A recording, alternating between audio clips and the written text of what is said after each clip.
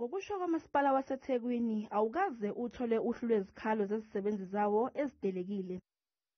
Umasipala uthi usubuya enkantolo ukuyocela ukuba igunyaze lesisiteleka njengesingekho emthethweni. Umasipala ke uye waya enkantolo ukuyovimba ukuthi abatelekile bangateleki ngenxa yokuthi isiteleka asikho emthethweni.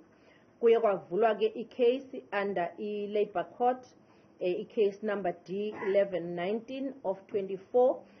Lesi siteleka sesitholele ekutheni kucekelwe phansi ingqalasizinda efana namapayipi amanzi.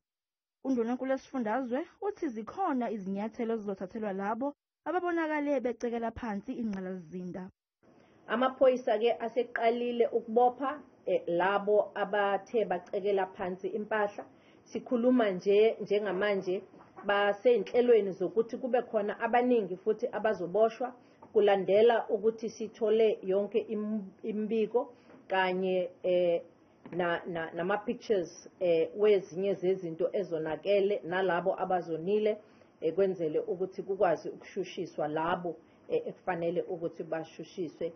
Umasipala ukhiphe incwadi exwayisa izisebenzi ukuba zibuye emsebenzini uma kungenjalo angeke zihole.